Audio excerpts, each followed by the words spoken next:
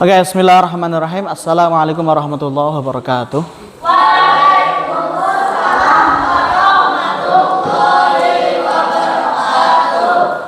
Oke, teman-teman semua, alhamdulillah bini'matillahi la haula wala quwata illa billah, kita bisa berkumpul dan bisa bertatap muka, bisa bermuajahah dan bisa bermajlasah, duduk ya. Dengan kondisi yang mudah-mudahan ada ridha Allah di sini. Ya. Karena kalau segala sesuatu yang kita lakukan tidak ada ridhonya Allah, maka tidak akan berbuah apa-apa. Sekalipun yang kegiatan paling suci sekalipun, kayak baca Quran misalkan, tanpa adanya ridho dari Allah nggak akan berbuahkan pahala. Salat pun tanpa adanya ridho dari Allah nggak akan berbuahkan pahala. Bahkan salah satu alasan yang paling kuat kenapa manusia itu masuk surga itu karena ridhonya Allah. Jadi kita kejarnya ridhonya Allah dengan cara apa? Dengan cara yang sudah diperintahkan oleh Allah. Salah satunya adalah talibul, dan salah satunya teman-teman di sini duduk di sini itu untuk bertalibul ilmi, seperti itu. Kita akan membahas secara singkat karena waktunya yang mepet ya teman-teman. Kita akan secara taktis saja. Rasulullah Shallallahu Alaihi Wasallam, Allahumma shalli wa sallim. Rasulullah Shallallahu Alaihi Wasallam, sesungguhnya orang yang paling bakhil di antara umatku adalah orang yang ketika disebutkan namaku dia tidak memberikan keselamatan kepadaku. Maka kita jangan sampai menjadi bagian dari orang yang bakhil itu. Paham ya? Oke, salam dan salam tetap tercurah kepada junjungan kita Nabi Allah Muhammad Sallallahu Alaihi Wasallam beserta para keluarganya, para sahabat, para tabi'in. Tahu tabi'in? 3 generasi dalam Islam itu kan 3 generasi ya teman-teman. Di sini pondok semua. 3 generasi. 1 itu sahabat, jelas. Contohnya, sahabat itu artinya apa? Dalam artian generasi yang ada di dalam Islam, sahabat adalah orang yang bertemu dengan Rasulullah.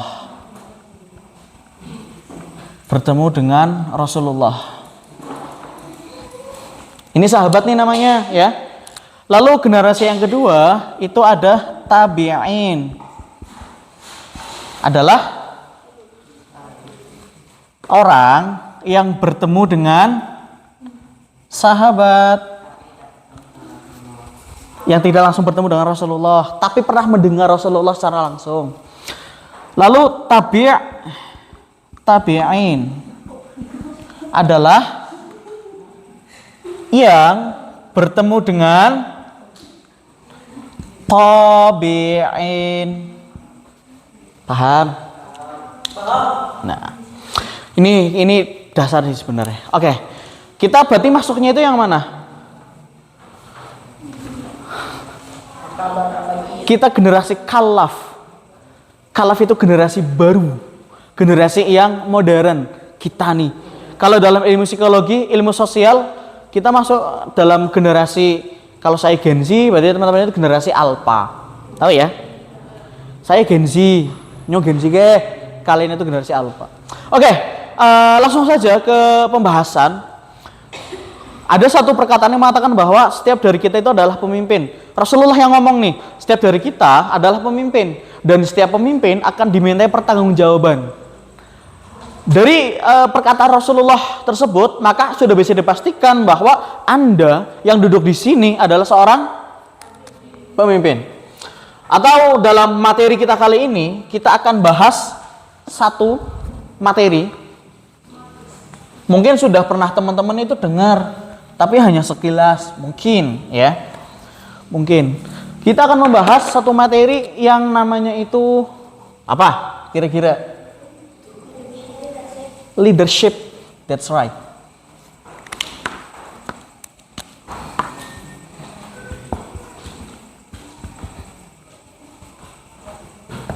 Leadership. Kira-kira kita bedah, kita ejawantahkan leadership ini. Leader berasal dari berapa kata? Coba. 2. Apa aja?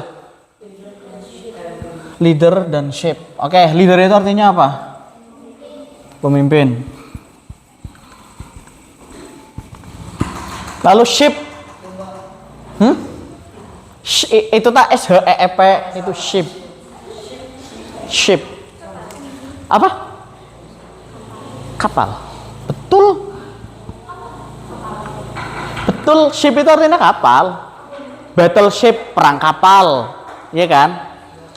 Maksudnya gimana? Ada yang paham nggak? Ada yang bisa menjelaskan? Bisa sama artikan dengan kapal. Pemimpin kapal itu namanya apa? Kapten atau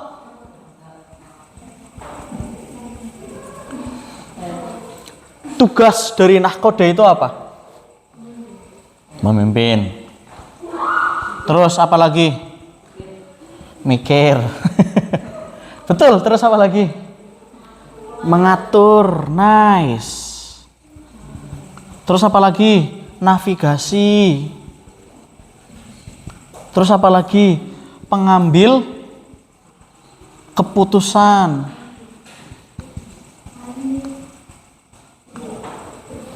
That is the project of the nahkoda, teman-teman. Nahkoda bertugas untuk memimpin, mikir, mengatur navigasi dan pengambilan keputusan. Maka kalau nahkoda itu melalaikan tugas-tugasnya, kira-kira kapalnya misal pelompong ke laut misal ya, pelompong itu laut, pelompong. Arep-arep bumi ayu teman-teman. Laut keh, ya kan? Dengan berbagai jalan, ana maring menek, sepirang-pirang lah dalane. Kapalnya antum itu ada di sini. Ya. Nahkodani misalnya Mas Fatih. Bagaimana caranya supaya kapal ini bisa sampai sini? Berpikir tentu dengan melakukan ini. Iya kan? Mas Fatih sebagai nahkoda harus memimpin, harus berpikir, harus mengatur, harus menavigasi, dan juga harus mengambil keputusan. Kalau salah satu dari ini tidak dikerjakan, bisa sampai ke tujuan enggak? Bisa. Tapi bisa. Tapi kemungkinan kapalnya jadi setengah tok. Ketika ada karang, kita mau lurus apa mau terjang terus? Mas Fatih nggak bisa mengambil keputusan. Aduh gimana ya, aku bingung banget. Misal, aduh bingung banget ya kan. Nggak bisa ngambil keputusan tuh, nggak bisa berpikir jernih. Apa yang terjadi? Nabrak, bes. Maka muncullah film Titanic, teman-teman. Tetetet. Tetetet. Ya. Jadi seorang pemimpin itu harus bisa ini nih. Ya. Mengatur, mikir, memimpin, navigasi dan pengambilan keputusan. Dan ini bisa dilakukan dengan cara berkelanjutan, teman-teman. Atau beberapa itu insidental itu terjadi di beberapa waktu saja. Di beberapa waktu saja. Paham sampai sini? Paham ya? Maka setiap dari kita itu adalah pemimpin. Kita pahami dulu teman-teman makna dari leadership itu apa, karena gitu.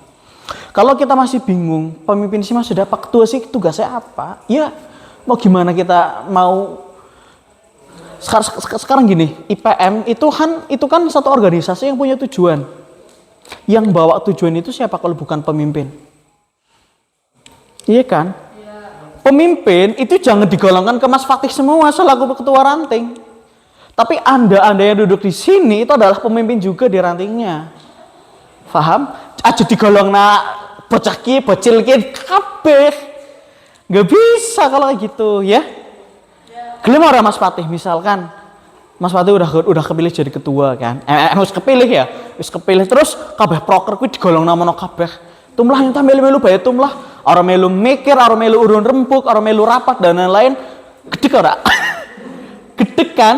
Karena tupoksi dari pemimpin itu salah satunya adalah ini teman-teman. Dia memimpin apa?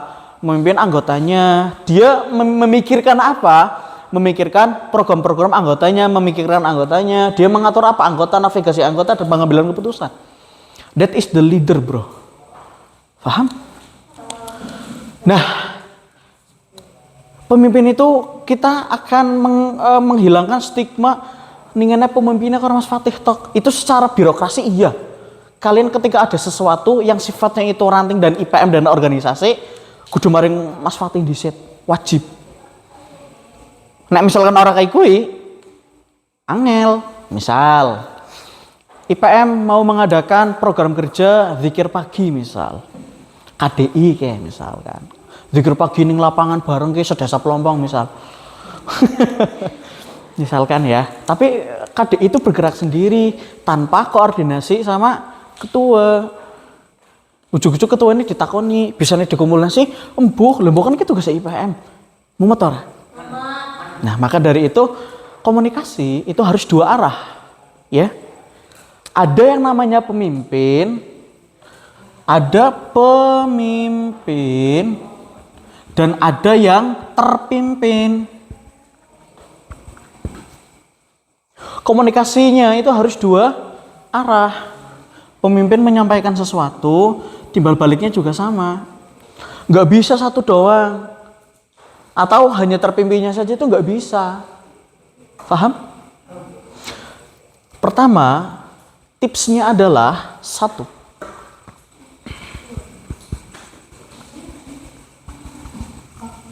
Komunikasi. Dua, koordinasi. Tiga, konsolidasi. Empat, baru aksi. Kalau Anda itu sudah bisa melakukan ini semua, silahkan kerjakan program-programnya. Paham ya? Komunikasi, satu arah, koordinasi, dua arah, konsolidasi, saling kayak musyawarah gitu. Ketika sudah seperti itu, baru melakukan aksi. Aksinya dilewat dari proker. Paham? Gitu. Dalam Islam, pemimpin, teman-teman tahu pemimpin dalam Islam itu punya itu enggak? Tokoh yang Anda itu favoritkan untuk memimpin? Prabowo aja teman-teman aja. Siapa? Yo, Mas Fatih siapa? Dalam Islam.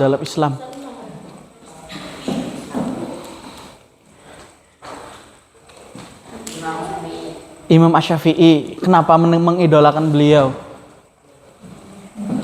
Pintar.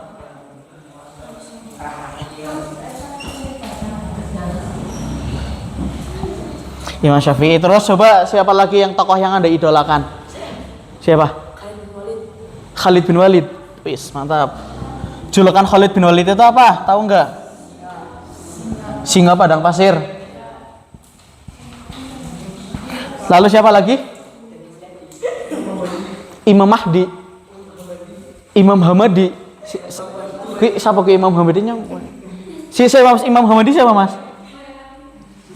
Bapaknya apa? Udu ya. Oke, wis katakanlah iya wis Imam Hamadi, walaupun saya nggak tahu. Seriusan saya nggak tahu. Siapa lagi? Hah? Harun Ar-Rasyid, Raja Harun Ar-Rasyid. Wih, mantap. Harun Ar-Rasyid. Harun Ar-Rasyid itu terkenal di negeri 1001 malam. Ya, Arabian Night. Nyong ngerti, Bro. Nyong maca buku sih. Ada lagi? Wih, Muhammad Al-Fatih 1543. Ini salah satu idola saya juga, teman-teman. Nyong nek dua anak, Arab anak Fatih lah. Mana lah, Muhammad Adit Fatih apa lah, berdoa bebas. Oh iya, belum kenalan, Bro. Saya Adit Arif Putra Purnama, teman-teman. Ya, di cabang itu diamanahi sebagai ketua. Bisa nehese. Sudah apa? Saya diamanahi ya, teman-teman. Jadi ini udunya sing jaluk tapi diamanahkan diberikan sebagai ketua umum. Sudah hampir setengah periode kemarin, 1 tahun, berarti kalau ini selesai berarti 3 tahun. Dan siapa yang akan melanjutkan kepemimpinan saya di cabang? Tentu teman-teman semua. Muhammad Al-Fatih. Tentu teman-teman gitu. Saya sebagai kerjaannya sebagai guru dan desainer freelancer. Guru di SMP Muhammadiyah 3, kenal? Tahu? Di SMP Muhammadiyah 3, freelancer desainer juga, konten kreator edukasi juga. Ya, Fatih. Hah? Ustadz itu guru dalam bahasa Arab berarti iya. secara bahasa, bukan secara istilah orang Indo. Kalau secara istilah orang Indo, saya jauh dari kata layak jadi ustadz lah.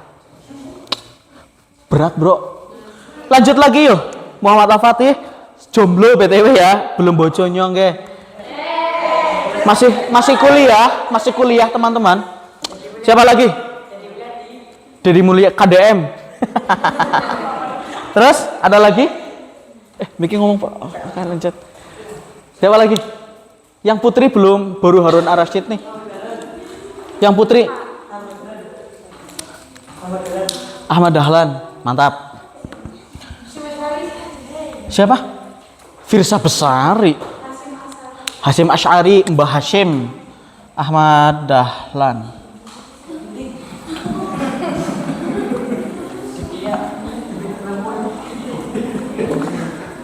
Nah, dari mereka semua itu adalah pemimpin, teman-teman. Kecuali Imam Hamadi, saya nggak tahu siapa. Ya, saya nggak tahu Imam Hamadi itu siapa. Semoga orang baik.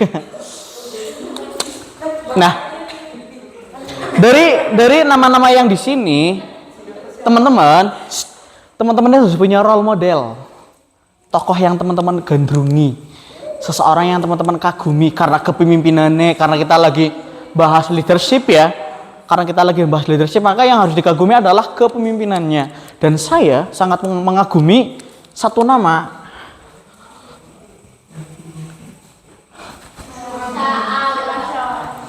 Rasulullah Shallallahu Alaihi Wasallam adalah satu pemimpin yang saya kagumi. Lalu di bawahnya ada Muhammad Al-Fatih.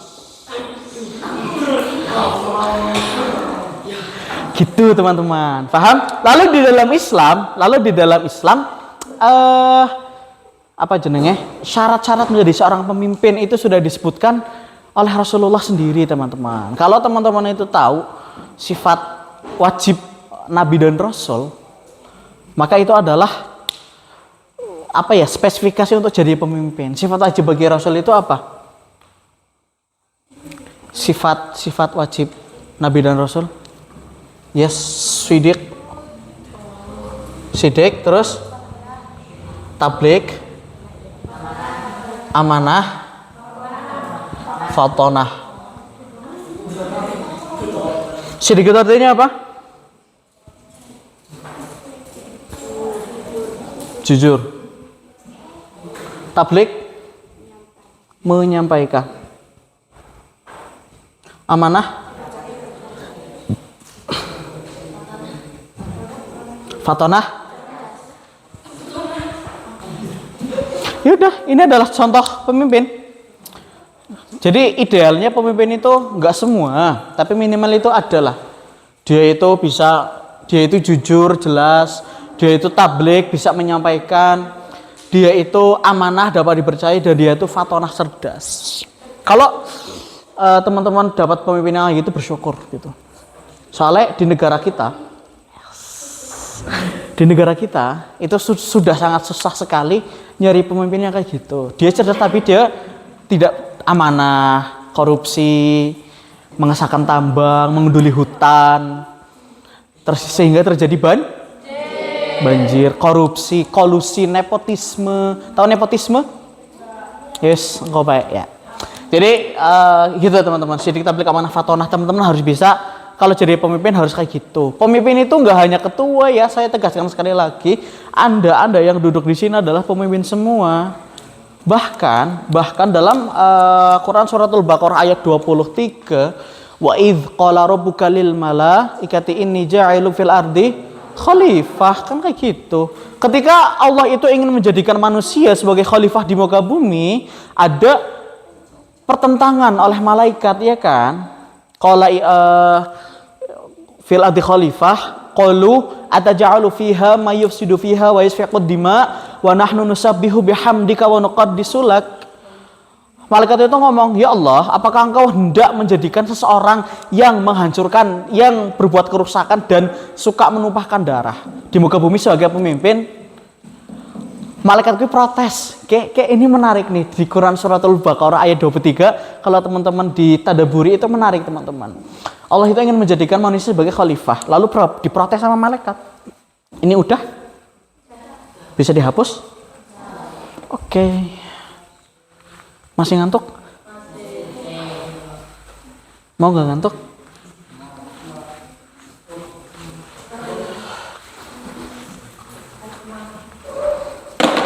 Allah ingin menjadikan manusia Anas sebagai khalifah. Aduh, pemimpin Pak Wis. Khalifah itu dalam arti yang lebih tepat itu bisa berarti pemimpin, bisa berarti wakil atau manajer, ya. Gitu. Jadi Allah itu hendak menjadikan manusia sebagai pemimpin di muka bumi. Lalu malaikat itu ngomong apa? Qalu ataj'alu fiha may yufsid wa yasfiqud dima. Sifat dasar manusia itu ada may yufsid dan yasfiqud dima, berbuat kerusakan dan menumpahkan darah. Ada yang bawa Quran? Dibuka silahkan, barangkali saya lupa. Soalnya, wis kakek apalan. Yes. Amin ya Allah, amin. Sifat dasarnya, sifat asli bawaan menungsa itu adalah berbuat kerusakan dan menumpahkan darah. Jelas? Terus qalu ataj'alu fiha wa nahnu, malaikat bilang wa nahnu nusabbihu bihamdika wa nuqaddisu lak. Sedangkan kami itu selalu bertasbih kepadamu. Lalu Allah itu bilang apa? Qala inni a'lamu ma la ta'lamun. Aku itu tahu yang kamu nggak tahu. Keren ora? Allah yang maksudnya udah nyong ya keren kece badai bedas, bro. Jadi Allah itu bilang lagi gitu, qala inni a'lamu ma la ta'lamun. Nyong, kui ngerti yang Anda itu nggak tahu.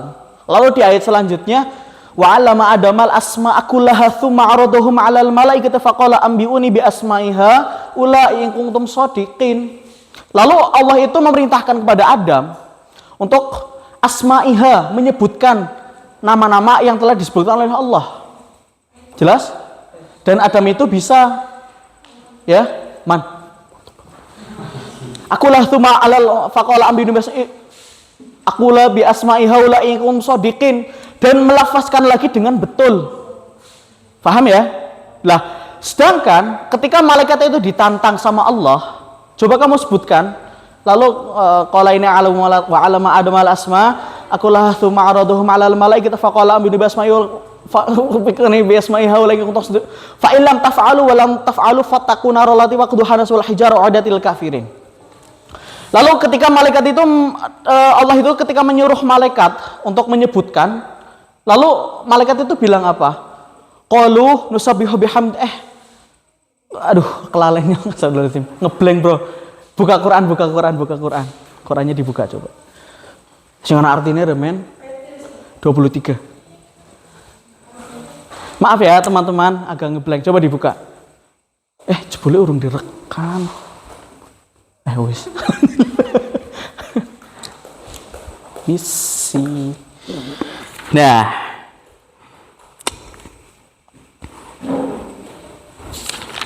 ayat Mas 30 kok, maaf ya. Qala ya adamu ambi'uhum bi asma'ihim falamma amba'ahum bi asma'ihim qala alam aqul lakum inni a'lamu ma la ta'lamun. Dari surah ini kita bisa tahu teman-teman bahwa ketika malaikat itu menyampaikan bahwa apakah engkau hendak menjadikan manusia sebagai khalifah di muka bumi, sedangkan manusia itu memiliki dua sifat, yaitu berbuat kerusakan dan menumpahkan darah. Itu sifat asalnya manusia, teman-teman. Lalu Allah bilang apa? Aku lebih tahu daripada kamu. Lalu Allah itu menantang malaikat. Allah itu memerintahkan kepada Adam untuk apa? Menyebutkan nama-nama barang yang telah disebutkan. Lalu Adam itu misalkan, Adam, ini namanya papan tulis, kursi, meja. Sebutkan ulang. Papan tulis, kursi, meja. Adam betul. Paham? Tapi